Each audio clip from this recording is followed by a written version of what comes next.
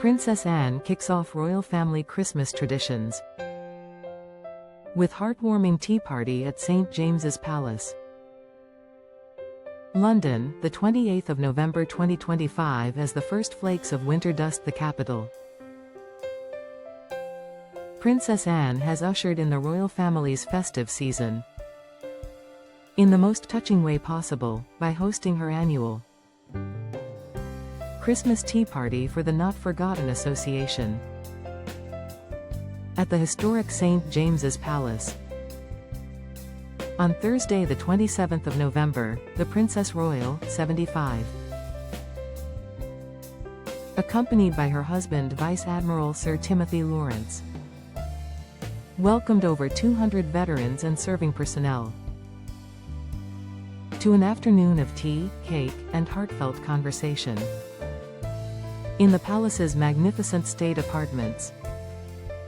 The Not Forgotten Association, a tri-service charity of which Anne has been patron for decades, provides entertainment, respite breaks, and challenge events for ex-servicemen and women who are wounded, injured or ill.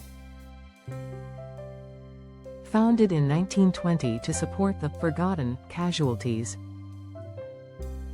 of the First World War, it has helped 10,000 beneficiaries every year. For more than a century, a milestone proudly marked this year. Alongside the 80th anniversaries of VE and VJ Day, guests ranged from World War II veterans in their hundreds to younger personnel who have served in Iraq, Afghanistan, and beyond. Among them were two remarkable centenarians, Ruth Barnwell and Dorothea Barron, both 101, who served with the Women's Royal Naval Service during the war. Mrs. Barron, who still teaches yoga, clasped the princess's hand and told her, "You're the absolute brick of the royal family." She later explained, "She works so hard. As a mother with a daughter, I have so much respect for her. She's practical, down to earth, and a damned hard worker. She has kept the family's promise, her mother's promise, and works her socks off." Mrs. Barnwell added that Anne always stops and chats, a sentiment echoed by many. Frank Oldham, 106, the eldest guest, beamed from his wheelchair as the princess spent time with him and his daughter. A balloon artist even crafted a snowman for him, prompting the veteran to describe the day as just amazing. Strictly Come Dancing stars Kristina Rihanoff and Pasha Kovalev also attended, adding a touch of glamour while chatting with guests about resilience and recovery. Richard Walker, chief executive of the charity, called the event mind-blowing for many attendees. "Some have never been inside a palace before," he said. "They watched the king's coronation on television, and now they're standing where the proclamation was signed. To show them people value their service and genuinely care. That's everything."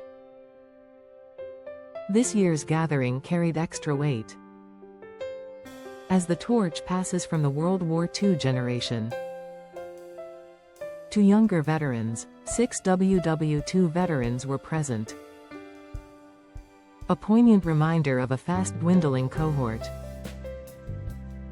"It's a really important moment," Mr. Walker reflected. Princess Anne and Sir Timothy worked the 3 staterooms separately,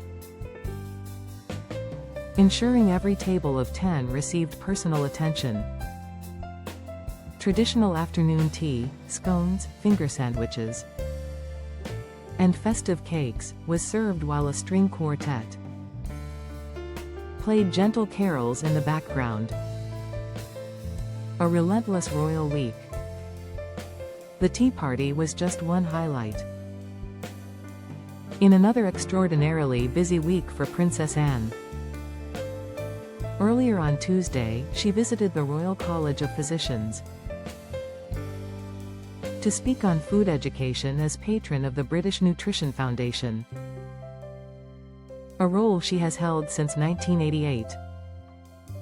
In her address, she emphasized that children are never too young to learn about nutrition. It really does make a difference to raise that level of respect for nutrition at all levels, at all ages, she said. Food education should never be left out.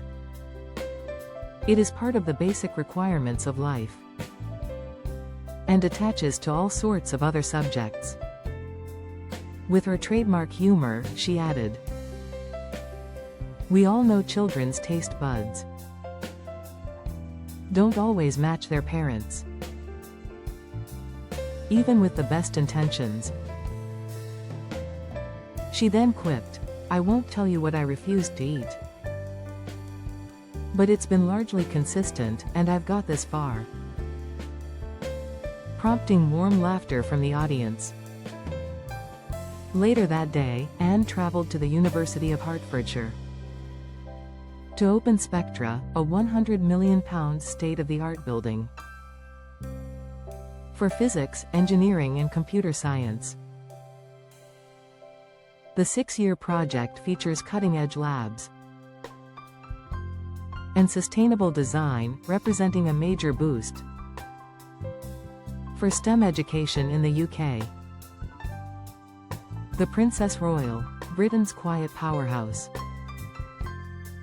At 75, Princess Anne remains the hardest-working royal by a considerable margin, routinely undertaking over 200 engagements a year, more than any other family member.